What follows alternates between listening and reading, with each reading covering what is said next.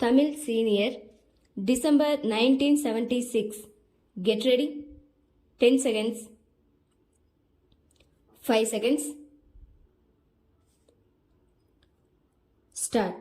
பேரவை தலைவர் அவர்களே, கடந்த 4 தினங்களாக கவர்னர் உரையின் பேரில் விவாதம் நடந்து வந்திருக்கிறது.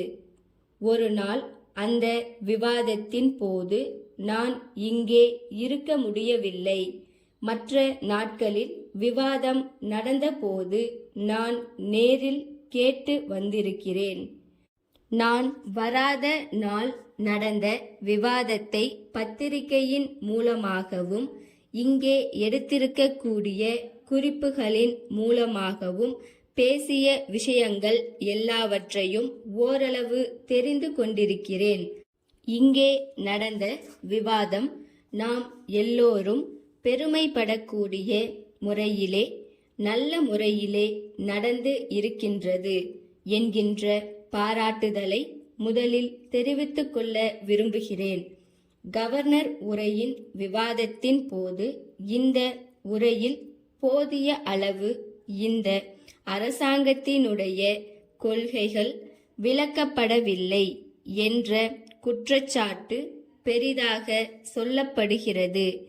கவர்னர் அவர்களது உரையில் என்ன இருக்க வேண்டும், நிதியமைச்சர் அவர்களுடைய பட்ஜெட் உரையில் என்னென்ன இருக்க வேண்டும் என்று வகுத்து கூறினார்கள்.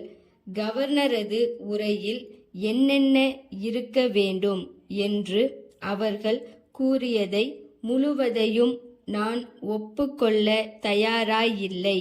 நம்முடைய கவர்னர் அவர்களது உரையில் எந்த விதமான குறையும் இல்லை. சொல்ல வேண்டிய அளவிற்கு மேல் அதில் குறிப்பிட்டிருக்கிறார் என்பதை அவர்கள் ஒத்துக்கொள்வார்கள் என்று நம்புகிறேன். இதிலே பல பேர்கள் நினைப்பது என்னவென்றால், புது மந்திரி சபை ஒன்று ஏற்பட்டு இருக்கிறது. புது திட்டங்களை நாம் இப்போது உடனடியாக ஆரம்பிக்க போகிறோம் என்று கவர்னரது உரையில் கொடுத்திருக்க வேண்டும் என்று நினைக்கிறார்கள். அவர்களுக்கு நான் ஒன்று சொல்லிக்கொள்ள விரும்புகிறேன். ஒவ்வொரு வருடமும் என்னென்ன திட்டங்களை நிறைவேற்றியாக வேண்டும், இப்போது நிறைவேற்றப்படுகிற திட்டங்களில் என்னென்ன குறைகள் இருக்கின்றன, அக்குறைகளை நிவர்த்தி செய்து எப்படி அபிவிருத்தி செய்வது என்ற முறையில் திட்டங்களை வகுத்தோம். அந்த முறையில் அமைந்ததுதான் முதல் 5 ஆண்டு திட்டம். அது முடிந்த பிறகு மக்களை கலந்து ஆலோசித்து யார் யார் யோசனைகளை சொல்ல தயாராய் இருந்தார்களோ அவர்களுடைய யோசனைகளை கேட்டு நாட்டில் உள்ள சிறந்த பொருளாதார நிபுணர்களையும் திட்டத்துறை வல்லுநர்களையும் கலந்து ஆலோசித்து வெளிநாடுகளில் இருந்து வந்த நிபுணர்களையும் கலந்து ஆலோசித்து அடுத்த 5 ஆண்டுகளில் என்னென்ன செய்து முடிக்க வேண்டும் என்று தீர்மானித்து ஒரு திட்டம் உருவாக்கி அந்த திட்டத்தின் அடிப்படையில் தான் இந்த அரசாங்கம் நடக்கப் போகிறதேயொழிய தேர்தல் முடிந்து புதிய மந்திரி சபை வந்திருக்கிறது. ஆகவே புது திட்டம் வரப்போகிறது என்று நினைப்பார்களேயானால் அது முன்பு செய்தது கேலி கூத்து என்பது போலாகும். இன்றைய பிரச்சனை இதை எப்படி வெற்றிகரமாக நிறைவேற்றுவது என்பதுதான். அதற்காக நாம் என்னென்ன முக்கிய நடவடிக்கைகள் எடுக்க வேண்டும் என்பதுதான் இப்போதைய பிரச்சனை. அறியாமை, வறுமை, பிணி இம்மூன்றும் ஒன்றோடொன்று பிணைத்து கொண்டதாகும்.